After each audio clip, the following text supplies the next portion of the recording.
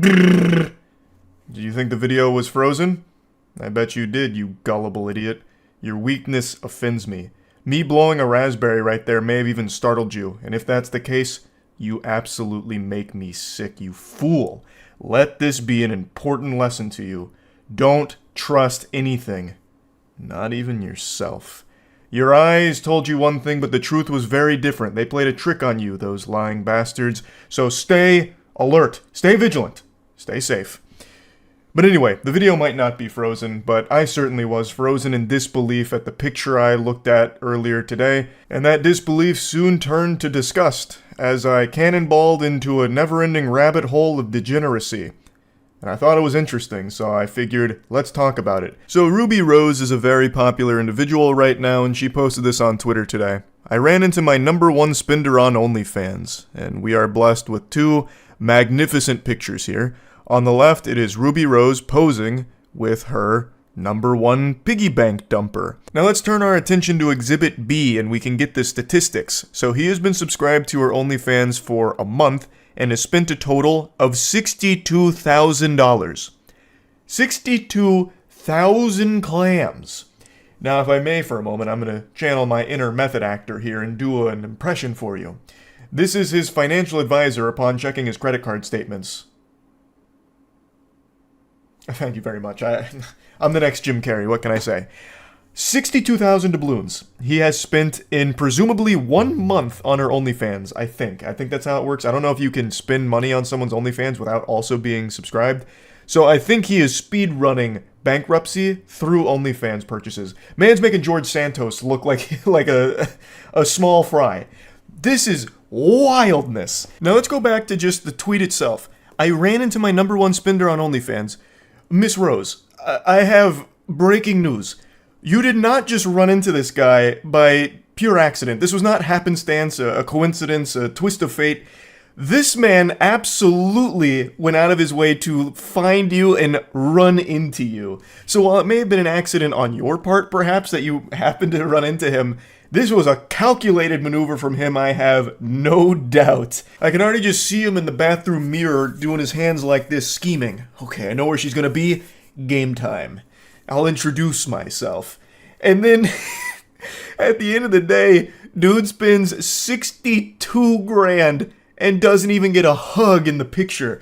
There is no contact between the two of them in this photograph there. She is still wisely keeping her distance from this guy. Not even like a hover hand or anything at all. But I'm not his dad or anything. I'm not gonna go over and slap the wiener out of his hand. If he wants to spend $62,000 on OnlyFans, all power to him. But you have to wonder, what does he do to be able to afford $62,000 on a single person's OnlyFans? So I tried to find the scoop, and I didn't have to search very long or very hard because people also were very curious and found a lot of information on him. So, allegedly, he is a crypto millionaire. He hit it big in the crypto boom, and that's where he got most of his money from, allegedly. I can't 100% confirm that, but... And then the most interesting discovery occurred up there with, like, finding the One Piece. They found out that this guy is most likely the same guy from MTV's True Life, I'm Addicted to Porn. And they found this image here. His shirt goes insano style, by the way. It says "Born for Porn," which I believe should just be a crime, like a charge, if you just wear that in general. But anyway, logically it made sense. Someone spending $62,000 on OnlyFans, a single OnlyFans model, is absolutely addicted to porn in some way. And it seems like, through this evidence, he may have been addicted to porn for quite a long time. So, I went to the archives. I went to watch the episode itself. Turns out it's on Hulu, Season 12, Episode 6 of True Life. His name is Brandon. He was 26 years old at the time of filming in 2009. So his meat has not known a night of peace in over a decade now. Since 2009, he has been non-stop playing the skin flute, a symphony to the tune of porn that never ends. The porn industry has got his scrotum in a death grip and it has not let go. Now, the True Life episode has Brandon talk about his addiction, and addiction in all of its forms is an extremely sad thing, and porn addiction is a legitimate illness. It's a real thing. And Brandon talks about how it's affected his real-life relationships, and also it's kind of led him to have this inability to focus on things that are important, like getting a job. There's like a little chunk of time dedicated to his job search where he spends 30 minutes going through Craigslist looking for job listings, and then after 30 minutes, he just starts watching porn for 2 hours. And he says that he watches porn between 5 to 10 hours a day. 5 to 10 hours a day watching porn. That is an incomprehensibly outrageous amount of time to be dedicated to watching anything at all. It's so sad. And it doesn't seem like he's gotten any better considering how much he is spending on just one OnlyFans model. Now, I'm not big dumb idiot enough to believe everything MTV shows. A lot of it is probably fabricated, exaggerated, and all that. But it's worth mentioning at the end of the episode, things are looking up for Brandon. There's the big come to Jesus moment where he's like, you know what? Porn is a problem. It's gotta go. Time to scram. Get out of town. No more porn. Time to get my life together. And the episode ends with him getting a part-time job working at a bar. And I don't know if any of that was real or not, but it doesn't seem like a whole lot has changed when it comes to Brandon's relationship with pornography, considering how much money he is currently spending on one OnlyFans model.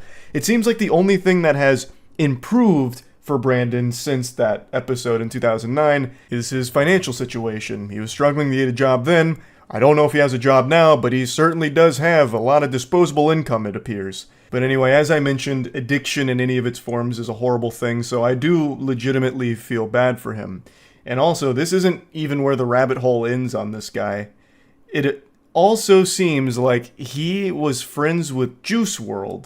He recorded at least 2 videos like this, and it seems like they must have known each other, unless Brandon happened to have broken into Juice WRLD's place and then filmed these TikToks. I think they're TikToks. Obviously, this has nothing to do with the OnlyFans spending, but just another really weird tidbit of lore around this guy. But anyway, I think the important takeaway here is don't be like Brandon.